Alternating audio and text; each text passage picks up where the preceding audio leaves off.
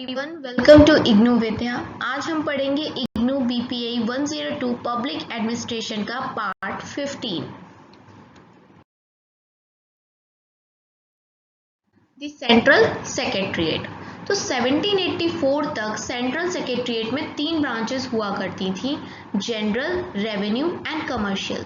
1793 में judicial branch को जोड़ा गया और फिर 1793 से लेके 1834 तक 4 ब्रांचेस रहीं, जिनमें से जो सिविल सेक्शन था जनरल ब्रांच का, वो डायरेक्ट कंट्रोल के अंदर आता था सुप्रीम बोर्ड के, जो जिसके अंदर होते थे गवर्नर जनरल इन काउंसिल, और इनको एडमिनिस्ट्रेटेड किया जाता था by secretaries to government in various departments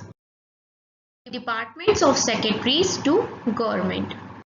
1756 से पहले जितने भी ट्रांजैक्शंस होते थे बिजनेस के रिलेटेड, वो सारे हैंडल किए जाते थे एक ही जनरल डिपार्टमेंट के माध्यम से, जिसके अंदर एक क्या होता था, सेक्रेटरी होता था और उसको हेल्प करने के लिए कुछ असिस्टेंट्स होते थे। लेकिन जिस प्रकार से बिजनेस बढ़ा, प्रेशर बढ़ा और आपने देखा है कई सारे कंपनी को भी वार लड़ने पड़े, तो इस सब की वजह से जो जनरल डिपार्टमेंट था उसको रीऑर्गेनाइज किया और ज़्यादा सिक्योर किया गया, ताकि उसकी एफिशिएंसी बढ़े और आराम से उसमें काम चल सके। इस सब को देखते हुए एक प्लान बनाया गया जिसके अंदर 2 डिपार्टमेंट्स लेके आए। एक था पब्लिक डिपार्टमेंट, जिसके अंदर ऐसे अफेयर्स से डील किया जाता था जैसे व्यापार, ट्रेड हो गया, शिपिंग हो गया, रेवेन्यू हो गया, अकाउंट्स, इस सब से, मतलब ऐसे मैटर्स जिनका जो नेचर हो वो पब्लिक हो।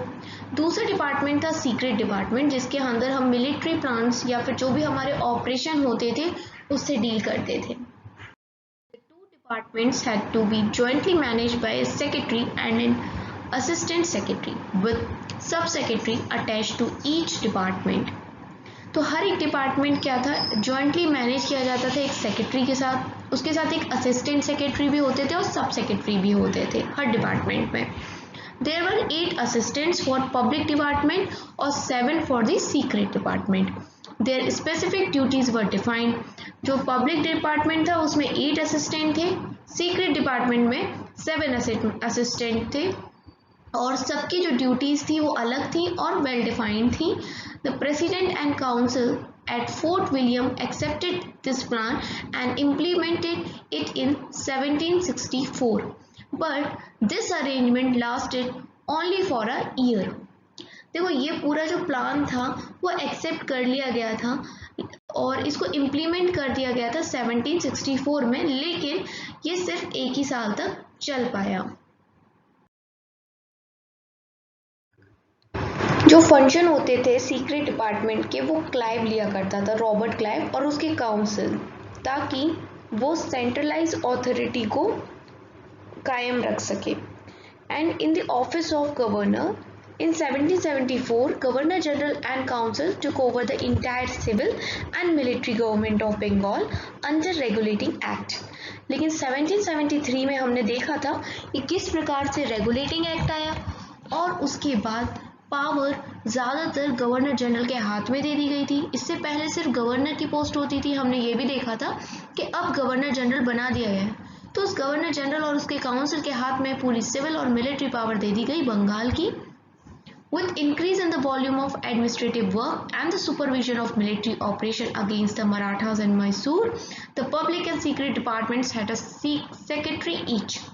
अब देखो, यहाँ पर एडमिनिस्ट्रेशन का वर्क बढ़ता जा रहा है, क्योंकि ज़्यादा से ज़्यादा टेरिटरीज पे कब्जा करते जा रहे थे ये ब्रिटिशर्स, और वार्स भी करते थे, तो इनको अपनी मिलिट्री ऑपरेशंस पे भी ध्यान रखना पड़ता था। कभी मराठास, कभी मैसूर में टीपू सुल्तान हो गया, हैदर अली, मतलब अलग अलग जगह कॉन्फ्लिक्ट्स में थे। तो जो इनके पब्लिक और सीक्रेट डिपार्टमेंट इनने बनाया था, दोनों में एक एक सेक्रेटरी अलग कर दिया। The post of the assistant secretary was abolished, और जो असिस्टेंट सेक्रेटरी होता था उसकी पोस्ट को हटा दिया गया। And sub secretary was attach to each of the 2 departments, लेकिन सब सेक्रेटरी की पोस्ट रहने दी।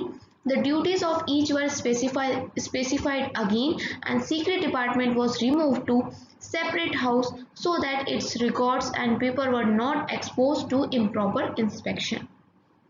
दोबारा से इनकी ड्यूटीज को स्पेसिफाइड किया गया, बताया गया, जो भी चेंजेस करने थे वो किए, और सीक्रेट डिपार्टमेंट को रिमूव कर दिया गया एक सेपरेट हाउस में, ताकि जो भी सीक्रेट चीज़ें हैं मिलिट्री से रिलेटेड वो एक्सपोज ना हो जाए।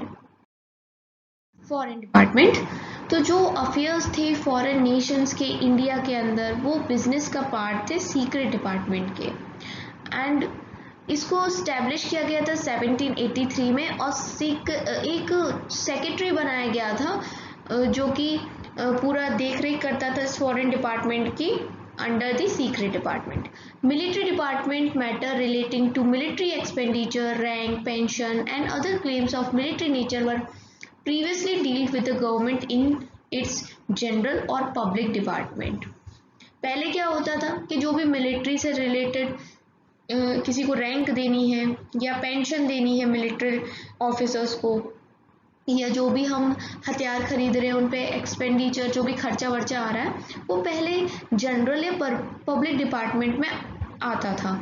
Warren Hastings in 1776 suggested that military matter spread over different departments should be brought together under a new military department।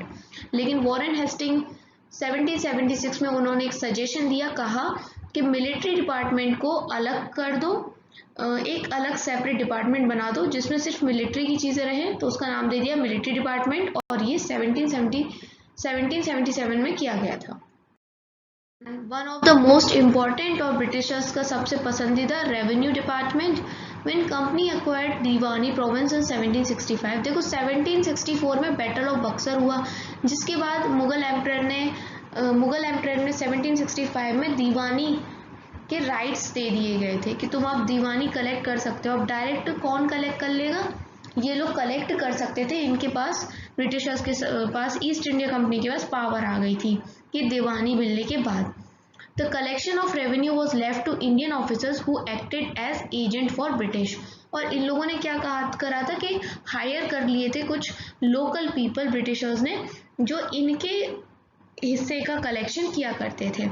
This arrangement continued till 1769 when the Governor General and Council appointed supervisor in all districts to acquire knowledge of revenue resources and report on abuses in the current system। लेकिन ये arrangement सिर्फ 1769 में हुआ था, तब तक जब तक गवर्नर जनरल काउंसिल ने कुछ सुपरवाइजर्स को अपॉइंट नहीं किया था। ये वो सुपरवाइजर्स थे जिन्हें सारे डिस्ट्रिक्ट के जो भी रेवेन्यू रिसोर्स है उनकी पूरी एक रिपोर्ट बना ली थी। But since there powers were limited and they failed in their duties, a new management was created. But ये जो सुपरवाइजर्स थे ये क्या था, इनकी पावर लिमिटेड थी और ये अपने काम में अपनी ड्यूटी में फेल हो गए, तो एक नया मैनेजमेंट लेके आए। There was to be controlling council of revenue at Murshidabad and another at Patna. तो एक कंट्रोलिंग काउंसिल लेके आए रेवेन्यू का, जो मुर्शिदाबाद में था एक और एक पटना में था। Since these lacked coordination, controlling committee of revenue was set up। और उसके बाद क्या हुआ, ये कंट्रोलिंग कमेटी बनाई गई जिसके हम बातें कर रहे हैं 1771 में एट कैलकाटा। क्यों, क्योंकि ये जो हमने पहले कंट्रोलिंग काउंसिल बना दिया मुर्शिदाबाद पटना, इससे भी काम नहीं चल रहा था, इसके अंदर भी कोऑर्डिनेशन की कमी थी। फिर हमने 1771 में कलकत्ता में बना दिया जिसके अंदर हमने पावर्स दी थी कि वो जांच पड़ताल कर सके रेवेन्यूज़ के मामलों में, है ना, डायरेक्ट कंट्रोल हो उसका। In 1772, company decided to stand forth as Diwan and carry out all revenue administration through its own men।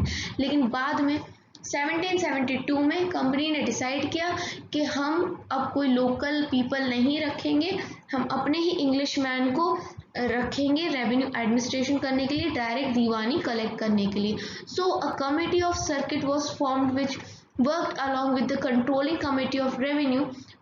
तो फिर एक कमेटी बनाई गई, कमेटी ऑफ सर्किट, जो किसके साथ करती थी काम, कंट्रोलिंग कमेटी ऑफ रेवेन्यू के साथ। फाइनली 1772 में ये डिसाइड किया गया कि एक रेवेन्यू डिपार्टमेंट होगा कैलकाटा में in place of these various bodies. अब इतनी सारी बॉडीज को बनाने का क्या फ़ायदा है, कलकत्ता में एक रेवेन्यू डिपार्टमेंट बना दिया गया। उस डिपार्टमेंट के अंदर एक सेक्रेटरी था, एक असिस्टेंट सेक्रेटरी था, एक सब सेक्रेटरी था। और एक पर्शियन ट्रांसलेटर था एंड अकाउंटेंट जनरल भी था एंड सेवरल असिस्टेंट भी था। पर्शियन ट्रांसलेटर इसलिए था क्योंकि मुगल रूलर्स ज़्यादातर पर्शियन लैंग्वेज का ही यूज़ करा करते थे। In addition to department secretaries to government who acted under the direction and control of the council, there were 3 inferior boards to take care of the detail of executions. देखो बहुत सारे departments बनाए, उनके अंदर secretaries बनाए, लेकिन इस सब के अलावा भी कुछ बोर्ड्स बनाए गए थे जो ये सब देखभाल करते थे कि जो भी काम है वो सही तरीके से एग्जीक्यूट हो रहा है ये नहीं हो रहा है। वो क्या क्या थे?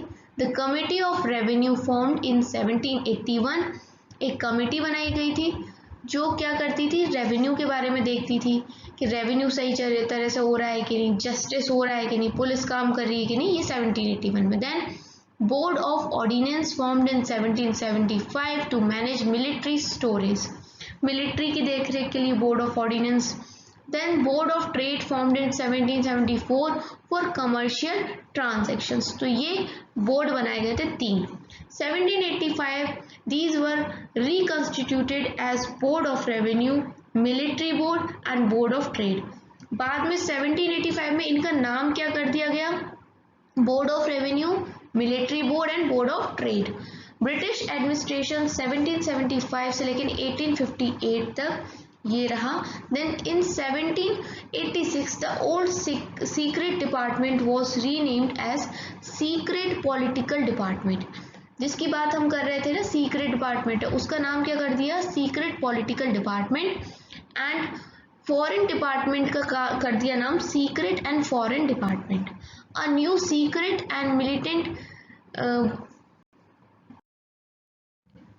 Military department was set in by Edward Ray as secretary of all 3 departments। ठीक है, तो जितने भी हमने तीनों डिपार्टमेंट की बात करी, secret political department, foreign department and secret military department, इन तीनों ही डिपार्टमेंट के एडवर्ड रे को सेक्रेटरी बनाया गया। जो ओल्ड मिलिट्री डिपार्टमेंट था उसको रिकॉन्स्टिट्यूट किया गया था 1786 में as military department of inspection and was distinct from the secret and military department. मतलब ये दोनों अलग अलग डिपार्टमेंट है। Military of department of inspection अलग है and secret and military department अलग है। With slight changes in nomenclature like dropping the word secret in titles of department and creating a new secret department, these continued after 1787। हल्का सा हमने nomenclature यानी जो भी नामकरण है उसमें थोड़ा सा अंतर करा है एंड एक नए सीक्रेट डिपार्टमेंट को हमने कंटिन्यूड रखा आफ्टर 1787। नेक्स्ट वीडियो में देखेंगे क्या चेंजेस आए थे सेक्रेटरीट में 1787 से लेके 1808 तक।